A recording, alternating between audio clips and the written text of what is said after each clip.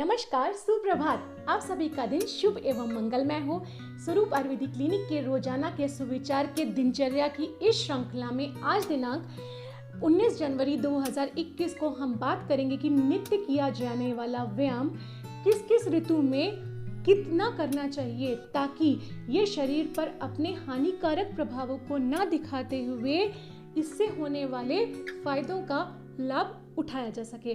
तो आइए इसे जानते और समझते हैं। हमारे शास्त्रों में ऐसा कहा गया है कि हेमंत, शिशिर और वसंत ऋतु में व्यक्ति को अपनी शक्ति से आधा व्यायाम अर्थात अर्ध शक्ति व्यायाम करना चाहिए, या फिर जब तक उसे पसीना आए तब तक उसे व्यायाम करना चाहिए। इसके अतिरिक्त दूसरी चीज कही गई है कि ग्रीष्म ऋतु में, वर्षा ऋतु में और शरद ऋतु में व्यक्ति को अपनी अर्ध शक्ति से भी कम व्यायाम करना चाहिए।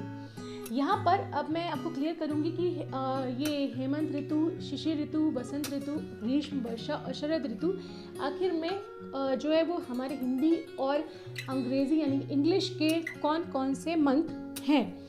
यहाँ पर हेमंत ऋतु से तात्पर्य है हिंदी के मार्गशीर्ष और पौष माह, या फिर आप इसे इंग्लिश में मिड ऑफ नवंबर से लेकर मिड ऑफ जनवरी समझ सकते हैं। शिशिर ऋतु से यहाँ पे तात्पर्य है हिंदी के माघ और फागुन महीने, और जिसे कि आप इंग्लिश में मिड ऑफ जनवरी से मिड ऑफ मार्च समझ सकते हैं।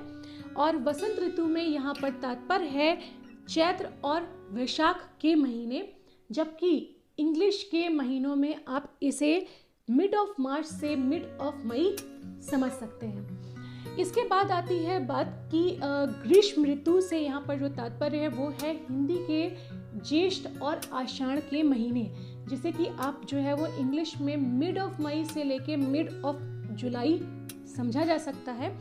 और वर्षा से तात्पर्य है यहाँ पर श्रावण और भादो के महीना, जिसे कि आप मिड ऑफ जुलाई से मिड ऑफ सितंबर समझ सकते हैं। शरद से तात्पर्य यहाँ पे जो है वो अश्विन और कार्तिक के महीने हैं हिंदी के, जिसे कि इंग्लिश के महीनों में हम मिड ऑफ सितंबर से मिड ऑफ नवंबर माना जाता है। तो यहाँ पर हमने देखा कि जो है मिड ऑफ नवंबर से लेकर जो है मिड ऑफ मई तक व्यक्ति को नित्य जो है वो अपनी शक्ति से आधा ही व्यायाम करना चाहिए, जबकि मिड ऑफ मई से लेकर नेक्स्ट मिड ऑफ नवंबर तक उसे अपनी शक्ति से आधा से भी कम व्यायाम करना होता है, ताकि इस प्रकार से ऋतु को ध्यान में रखते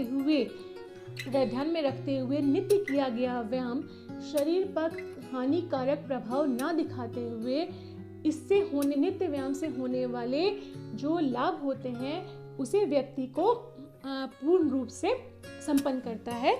और इसके साथ साथ ही, क्योंकि अक्सर ऐसा होता है कि इस बात की जानकारी ना होने पर कि हमें ऋतु के हिसाब से, अपने बल के हिसाब से कितना व्यायाम करना चाहिए, हमें इसका लाभ ना होते हुए इससे हानि होने लगती है।